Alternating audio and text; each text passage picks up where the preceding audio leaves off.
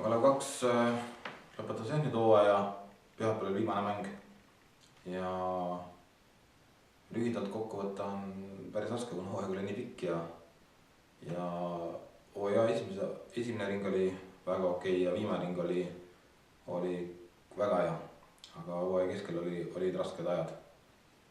Ja kõige lihtsam võib kokku võtta niimoodi, et vastastega, iga vastase ja kergelt paar lauset iga vastase kohta, et Viljandi duubel, nende vastu võitsime kõik mängud ja olime neist palju tugevamad ja saime ka päris palju palliga mängida, et 12 punkti nende vastu.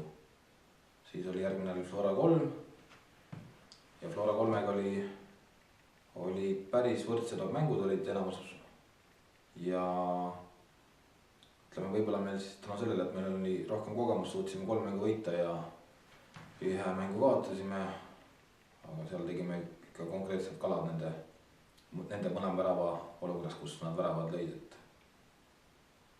Siis järgmine tagantpoolt 3. oli Viimsi ja ma isiklikult arvan, et see Viimsi sats on võib-olla selle liiga kõige tugevam sats, et miks nad ei taganud, seda ma ei oska vastata, aga meie vastu ütleme, üldse ei tobi nagu meile.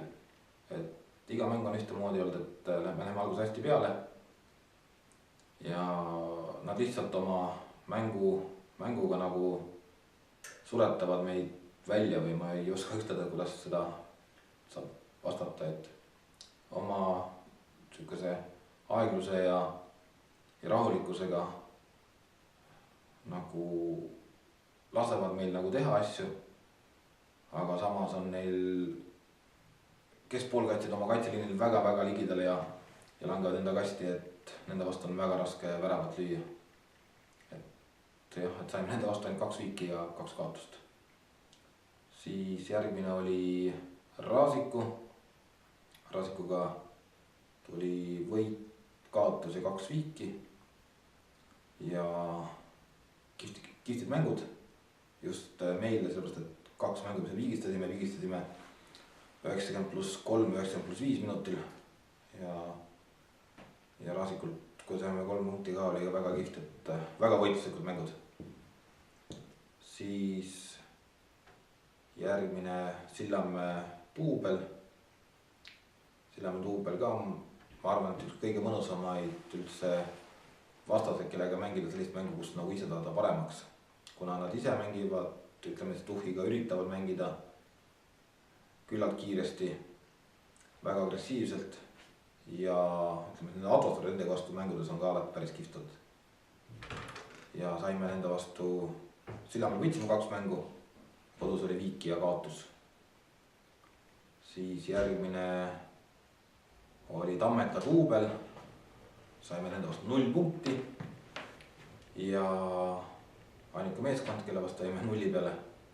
Ja miks 0 peale jäime? Et nende ründe Arsenal ja ütleme, palliga mäng on selle liiga parimad ja me teatud mängijate individuaalsete oskuste vastu ei suutnud ka, ütleme, 2-3 üksinda 1 mehe vastu hakkama saada. Ja nad olid iga mäng nad meile päris palju väravaid. Oli küll võimalik mõned punktid saada, aga ise jäime hätta, kuigi nende kaitse oli üks selle liiga nõrgemaid.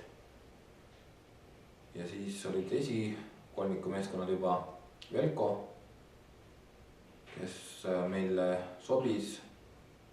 Võtsime 9 punkti neilt ja 1 mängus lasime 3-1 eduseisu lasime käest. Et Velko sats on, ütleme, puhtalt tuhhi pealt mängiv sats ja neid nagu kinni keerata on küllalt lihtne, et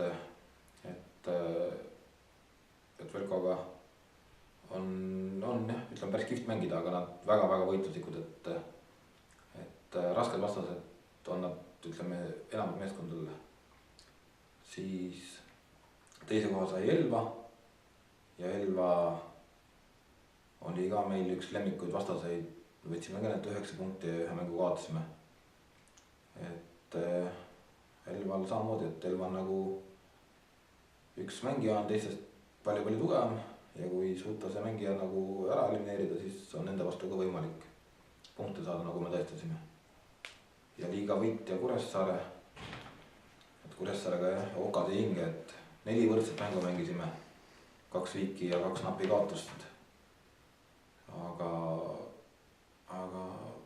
ma ei oskagi Kuressaare kohta, et Kuressaare oli individuaalselt hästi palju häid mängijaid ja nad mängisid ka see aasta erinevalt eelmistest aastatest väga okei tuhhiga meeskondlikult, et nad sellepärast võitsid ka, et meie mängud nendega olid väga, ütleme, võitluslikult distsiplineeritud ja kihvtid. Meie enda eesmärgid olid mitu tükki, et liigas püsima jääda oli sportlik eesmärk, mida klubi pani meeskonnale. ja teine oli, et mängijad saaksid kindlasti paremaks läbi nende mängude ja treeningute, et ma arvan, et mõlemad eesmärgid täitsime. ja jõudis nii mängijaid sinna esindusmeeskonna juurde, kui ka tuli neid punkte tabelisse päris hästi, et kurta nagu selle võistkonna üle ei ole nagu võimalik see aasta, et poistele tubli hinne, et 5 palli süsteemis kas ta nüüd 4+ või 5 miinus, et oleks võinud loomulikult ka mõne mängu veel rohkem võita, aga samas oleks võinud ka palju mänge rohkem